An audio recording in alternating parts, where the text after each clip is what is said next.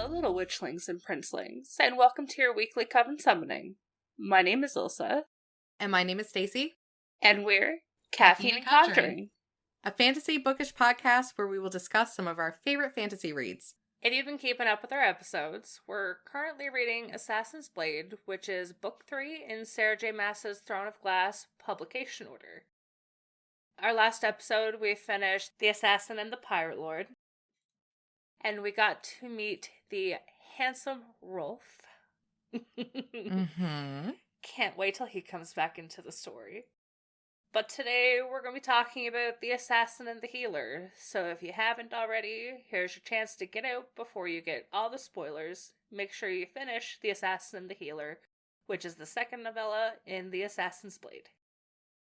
I have to be upfront. I did not like this novella. No? I struggled really, really bad. I didn't know where it was going. Like, the pacing felt so weird. I don't know. I was not a fan. Yeah, the characters in these books become bigger characters later in the series. And it is kind of a mess. It's kind of all over the place. This is what I mean. Like, I 100% wouldn't have continued the series if I read this first. I don't even think I would have finished the book to get to the Sam parts. Nope. I didn't like this. If I were to have to rate these individual, like, novellas, this one would be a straight up 1. Yeah. Maybe if I knew who the character was, because like you said, how these characters are, coming into the series. Maybe if I was aware of who how do you pronounce her name? Urine. I think. So maybe if I had seen her before. I gotta look that up, because I can't remember if it's Urine or if they pronounced it Irene. Yeah, there might be a couple other ones that I might need some help with. But yeah, like I was saying, maybe if I knew her and then went back and read this as a prequel, I would enjoy it more, but I felt 0. And this sounds so bad. I don't know. So you're not I gotta see the pronunciation first. Okay. So it is Irene. Okay. Irene. So you're not a fan of Irene? I think I could be. It's just this book didn't give me anything, really. She's basically like a copy-paste of Selena if Selena didn't get taken in by Arobin. Yeah. That's kind of what I feel like. I feel like she is just I don't know. I don't know how to explain it without sounding like a complete bitch, but she feels like a lower quality Selena. I'm gonna eat my words, aren't I? There's just so many similarities between her and Selena. Are you telling Vic? What is it you called her? A copycat? I don't know what I called it. Copy paste? I don't know what I called it. It was like a degrading copy paste. You said, oh fuck, it was funny. Now I can't remember, but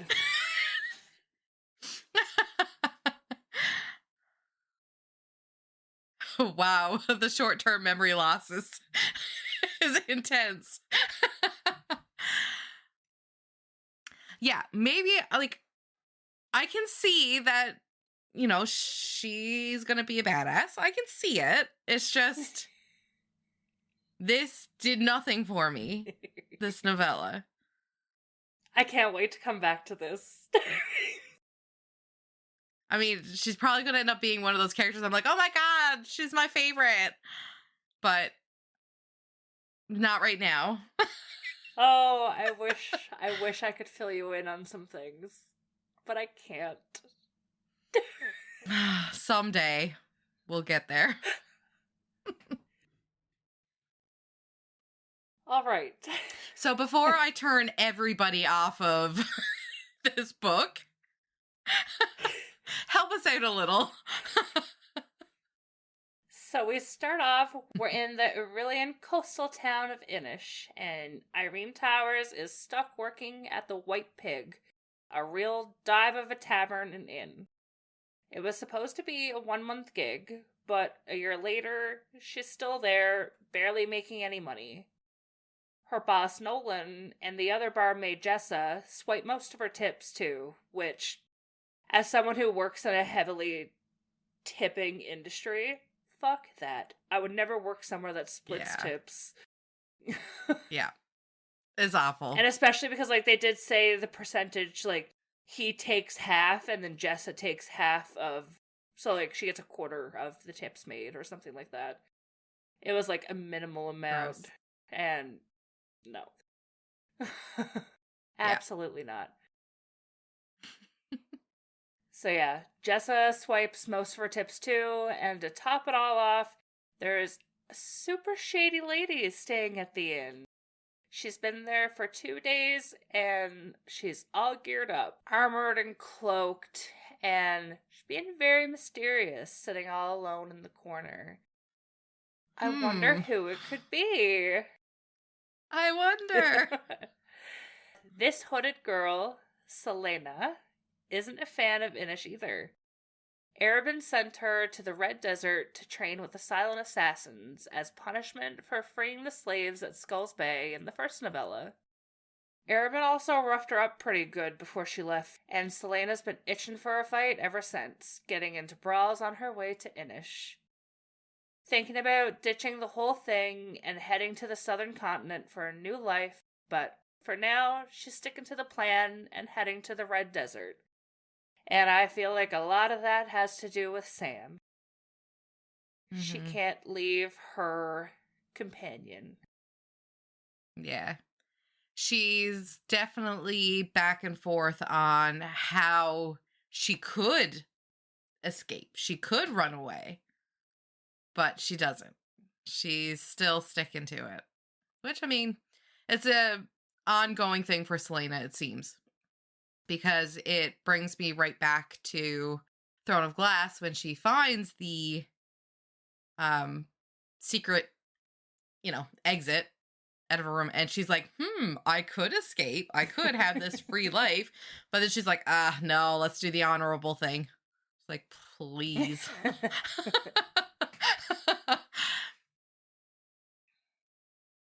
So where does chapter 2 take us? So the tavern's atmosphere is definitely taking a turn for the worse, and it's like a brawl is about to erupt. Irene, she's like feeling this. She just feels like it's the right atmosphere for a brawl. And she thinks about warning Selena about the mercenaries that's hanging around. Remembering how her mom, a healer from Fenero? I think that sounds right. Fenharrow? Fenharrow? I was saying Fenharrow. Who knows? Fenharrow. Okay. Who died protecting Irene from Ardalan soldiers. How her mom would have handled it. So again, how I said, like, there seems to be a lot of similarities between Selena and Irene. Mm-hmm. Whole parental death. Ouchie. Yeah. Yeah.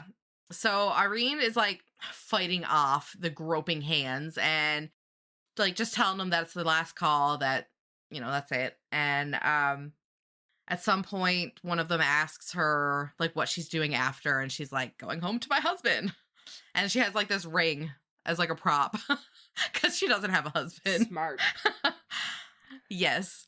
I love the videos where it's like, if someone is creeping on you at the bar and you have zero interest, just turn around and like, ah! And like freak them the fuck out so they run the opposite way. I've always wanted to do Yeah. that, but I found that out after my clubbing days. Sad. That would have been so fun. You just need to go back.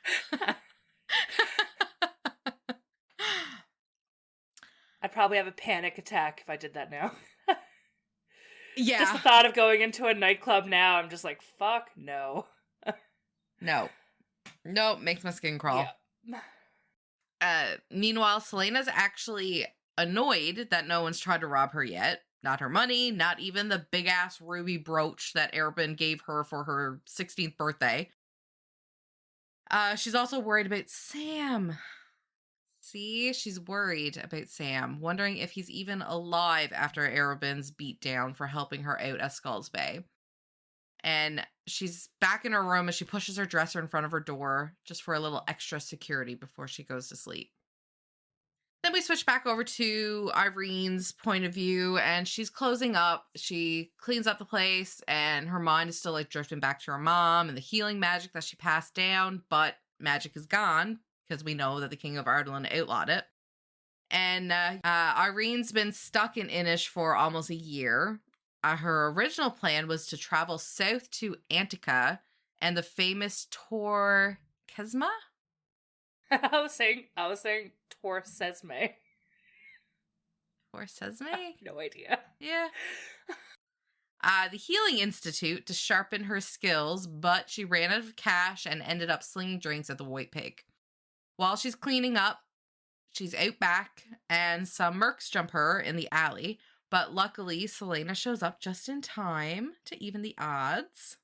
Even. Of course she sure. does. Even the odds. I like how it describes Selena, how, like, from Irene's point of view, and, like, how Selena's just, like, out of nowhere, out of the shadows, and she's just, like, yanking them back and, like, stabbing them, and, oh, it's just so cool. It's such good visuals. And then, like, the blood on her daggers. Oh, yeah. She does a really good job at just painting a scene. So that brings us into chapter 3, and Selena makes quick work of some of the mercs and knocks their leader out cold. Irene braces herself, thinking she's next, but Selena just tells her she's saved her and that she needs to be more careful at night. Nothing like getting a lecture after you're thinking you're almost gonna die. Like, Oh, yeah. especially by a 16-year-old. Yeah. I'd probably punch a 16-year-old in the head if they tried to give me sass. Yeah, I would not have handled the situation very well. I mean, I know there would be a little bit of a, like, Thanks, but put in my place. And I think I would have been, like, put in my place because I just watched a 16-year-old, like, beat the shit out of grown-ass men. yeah. But still, a part of me would just be like, what the hell? You don't talk to me like that, little whippersnipper. So, Irene, being the lovely little healer that she is, she sees a cut on Selena's arm and offers to patch her up, invoking the name of the healing goddess Silba? That's what I was saying. To let Selena know that she's a healer herself. Selena agrees after some back and forth, and they head back inside the tavern. Not a whole lot happening in the chapters. No. And I think that's why I didn't really like this book. Chapter 4, Irene leads Selena to her tiny closet of a bedroom under the stairs.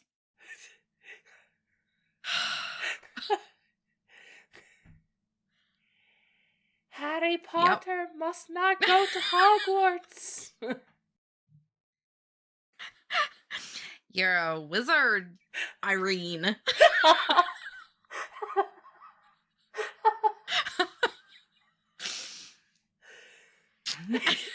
I swear every episode Harry Potter gets brought up somehow.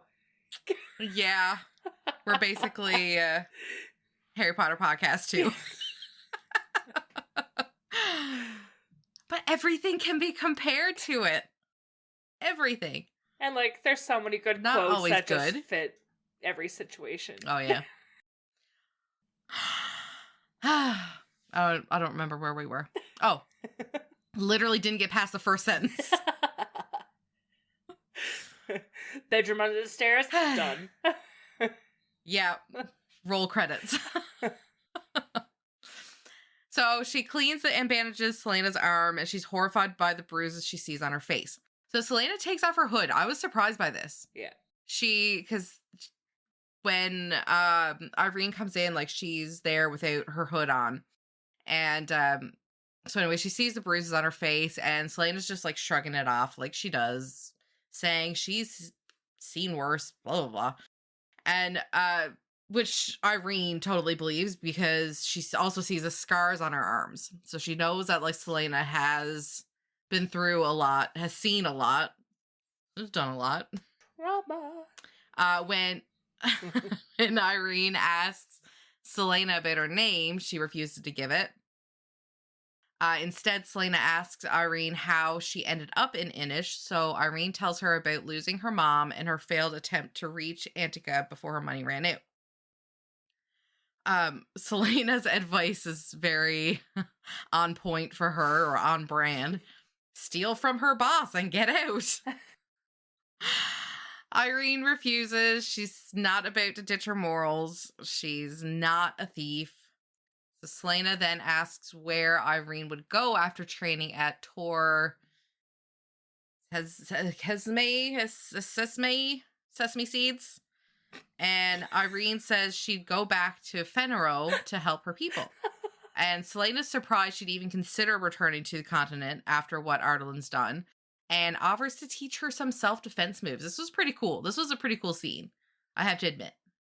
I have to stop you for a second, though, because every time this place, Torre Sesame, gets brought up for the rest of the series, I'm just going to call it Sesame Seeds.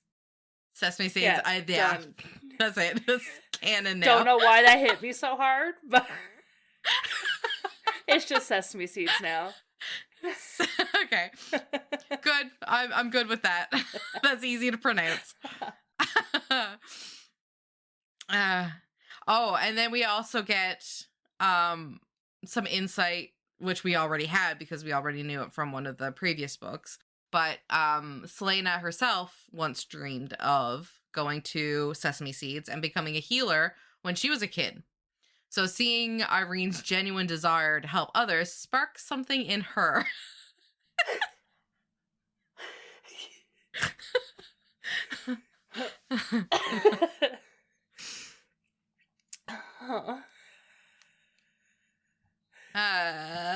Where am I? Yeah, they practice a bunch of defensive moves just in case Irene gets attacked again. And then, when you know it, the head mercenary shows up again with backup. Why does this girl not learn? To kill the people. Just kill him. Be a fucking assassin. Just kill him. They always come back. I'm glad she didn't kill Rolf. Okay, fair. Maybe I will be too in future books.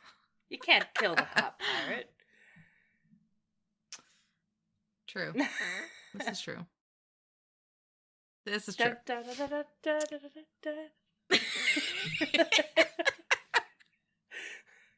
Oh, we really need visuals for this podcast. Yeah, we really should start video recording. We need to get on getting a good camera, and We do. We do. New Year's goals. Yes. But yeah, so that's where chapter 4 ends off. Surprise, surprise. So, chapter 5, while Selena's busy taking down the mercs outside, one of them slips into the inn and grabs Irene, holding a knife to her throat. He yells at Selena to back off or he'll kill her. Thinking about how her mom fought to protect her, Irene uses the self-defense moves Selena just taught her and manages to knock the guy up. I'm sorry. There's nothing realistic about this scene. Like, not even a little bit. Like, ain't no way little Irene who... Like, little sweet healer Irene can take a 5-minute lesson and get, like, a 6-foot merc off her. Like... Yeah. Come on now. Not to mention, she's exhausted. Yeah. Like... And she's not physically in good condition. Like, she's basically starving. She doesn't eat much, and she's in rough shape. Like, anyways. I don't want to shit on this book too much. These were all the issues I was having with it. Yeah. So she manages to get the guy off, and Selena finishes him off for good. That's believable. She's a trained assassin, has been in training for 8 years. Yeah. Literally tortured during training to be good at what she does. But anyways.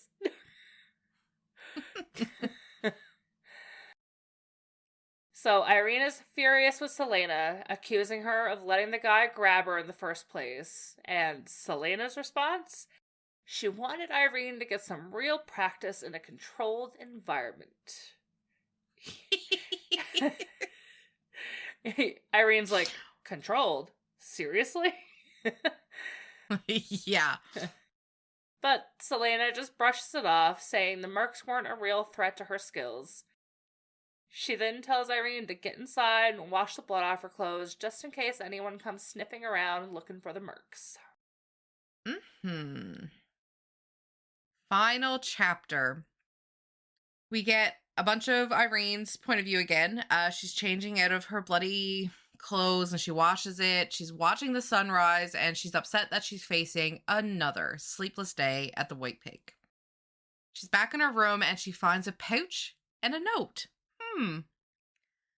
For wherever you need to go and then some, the world needs more healers. Inside the pouch, she finds a bunch of gold coins, which we also just seen that Selena took off of the body. Yeah. The main guy. And also Selena's ruby brooch was in the pouch. So this is more than enough to get her to Annika and Sesame Seed. Irene grabs the money and leaves the White Pig for good, wondering if Selena was a god. I like that she was... I know, I said, just call it Sesame Seed. I can't stop laughing every time it's said. Because at this point, if you said the actual name, it would have taken a few minutes to clue into what you were saying. But because you said Sesame Seed, I know exactly what you're talking about. Yay! I don't need to try to pronounce it. Yeah, and then we switch back over to Selena, who's on a ship headed for the deserted land, and Selena's thinking about the money that she left Irene. She sensed something special in her. A kind of magic she wanted to nurture, even if magic itself is supposedly gone. She hopes the cash she earned as an assassin can help Irene become the healer she's meant to be. Selena wonders if giving Irene the money was the work of gods or fate or just her own way of helping someone have the life she never could. She drifts off to sleep, a rare smile on her face. Yeah, so there are so many comparisons because even just down to their traumatic backstory, when Selena shows up, or when the story starts anyways, she mentions that Irene has stunning eyes, and then Irene mentions that Selena has stunning eyes. Both use the exact same term to describe their eyes. What else was there?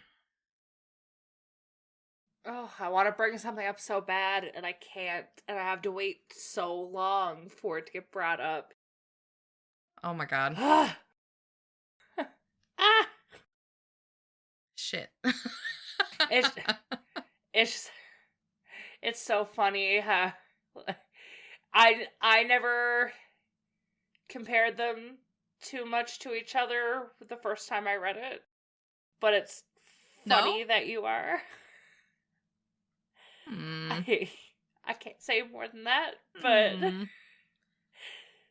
Hmm.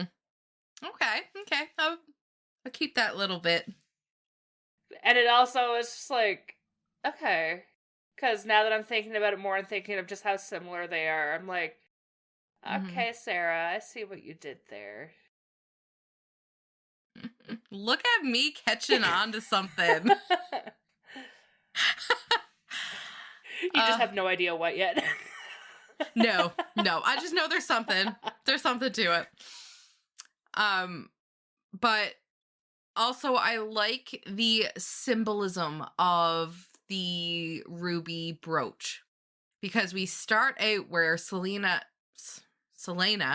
is like, oh, I wish somebody would try to steal it. She's just so like it. It was a gift from Arabin, right? And she wanted to spite him by getting rid Yes. of it or having someone steal Yes. it. Yes. So it is such a negative thing for Selena, Yeah. but it's freedom for Irene. Like, it's so interesting how, like, that callback to the start of the book. And they're both stuck in real shit jobs. That's another thing that that I noticed about them. At least Selena gets paid well. Fair. Very true. Yeah. But, like, also how Irene, it's literally just paragraphs apart where Irene is like, oh, could she have been a god? Like, like, this is how she's thinking, like, what happened was that it was the work of gods, or she was a god, or whatever. And then literally a few paragraphs later, Selena saying the exact same thing, that she feels that it was the gods that like directed her to it, or because she had this tug. Yeah. And she wanted to follow it. Like, there's a lot of, I don't know, just the same. There's shit here, I know it.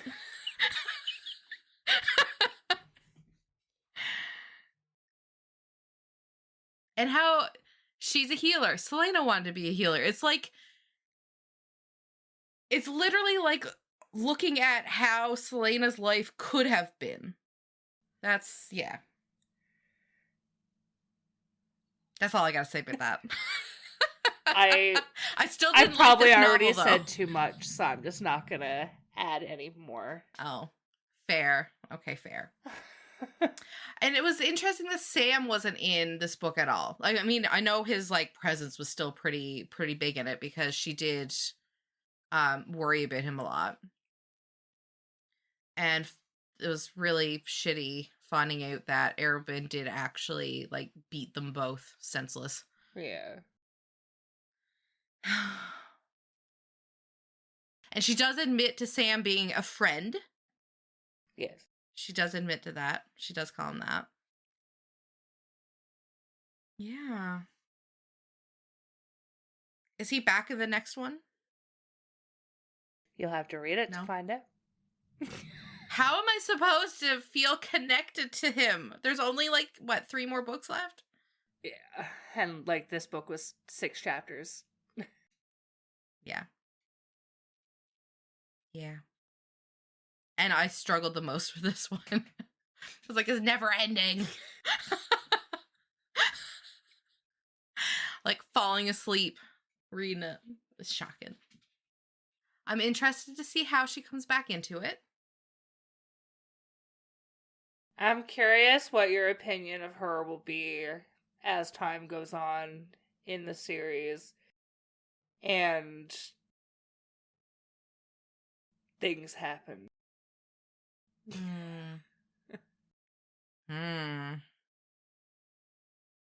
Does she take Kale?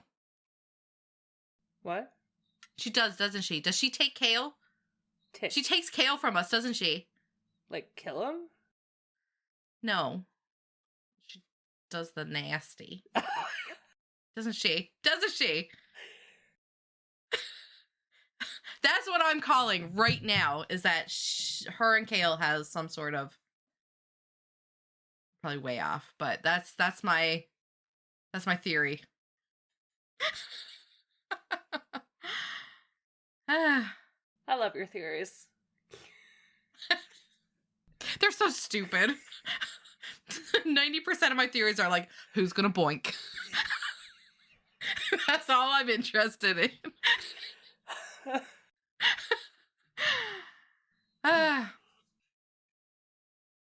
But yeah, it's not that I don't like Irene. Like, I do think that she is going to be a pretty cool character. I just feel like, what the fuck was this? That's basically what my brain was saying. Like, I don't know. I just felt like it was just so not needed.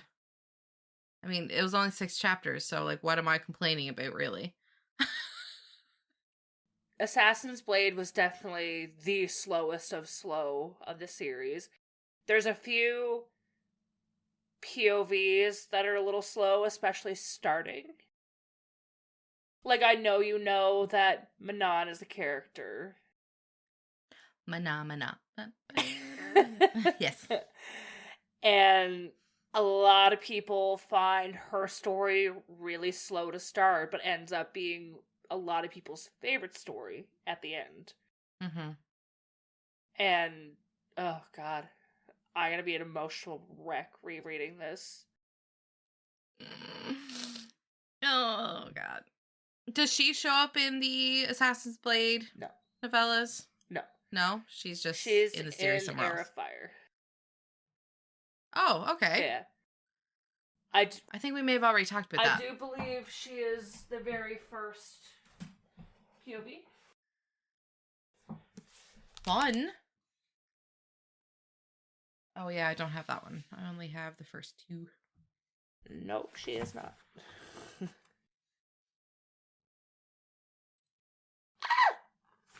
Oh, someone gets introduced in chapter 2 of Heir of Fire, and I can't wait.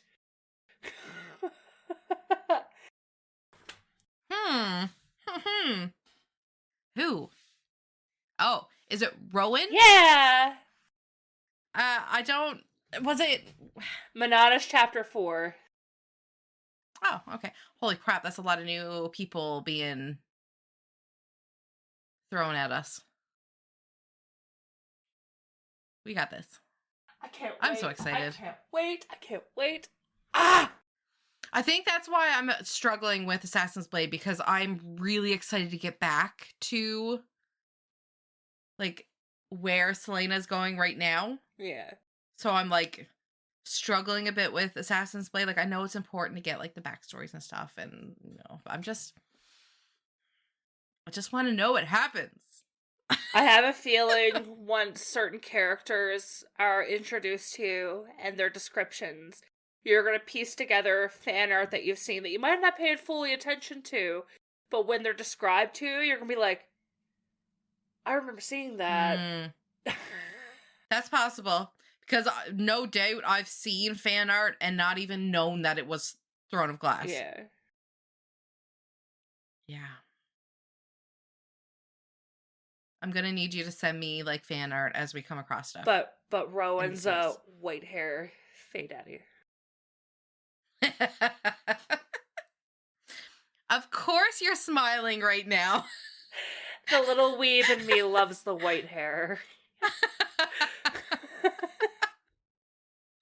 Instant yes. Character has white hair? Absolutely. Lucius Malfoy? Sign me up. I was just gonna say that.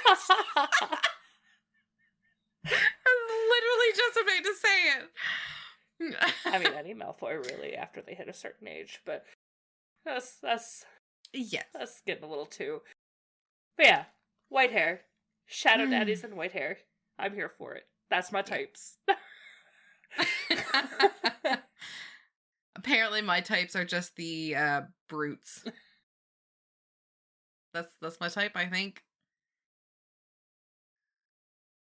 But yeah. Oh, I can't wait. Can't wait. What is our next? Our next novella is The Assassin and the Desert. So we're gonna get to meet the silent assassins. That's interesting. We really need video, because... We do! I really like your interpretation of silent assassins. That was spot on. I am so sorry for those of you listening. I do a lot with my hands, and obviously you can't see it, but it's just... No. I'll be editing, and there's like it. a point where like I should have said something, but I made the motion with my hands. Oh, and I'm like, yeah. This is where a video would be nice. Yeah. The bunny ears is the biggest one for both of us. We'll do the bunny ears to the camera, but we're not recording. Shit. I'm so sorry. So, like, hopefully we sound sarcastic enough that the bunny ears just naturally come across. I feel like 90% of what we say is just like sounds like a sarcastic anyways. It's like our just natural. A sarcastic natural space state. case. Yep. Yep. Oh, we are fantastic for doing a podcast. 100%. 100%.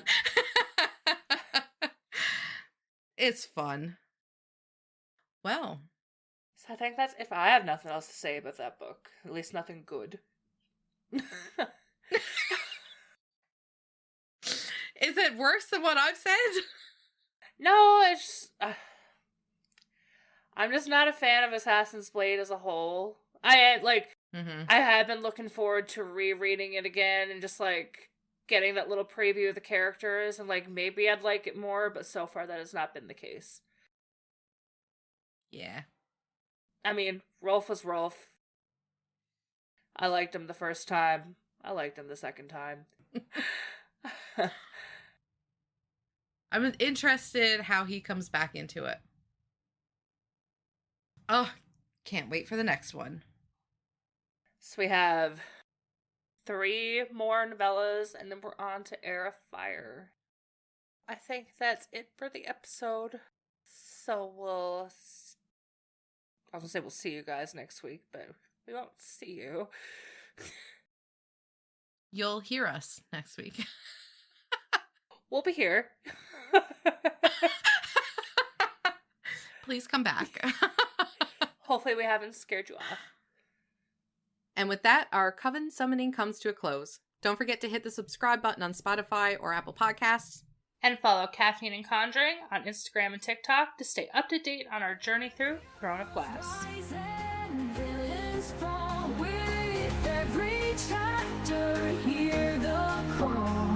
Adventure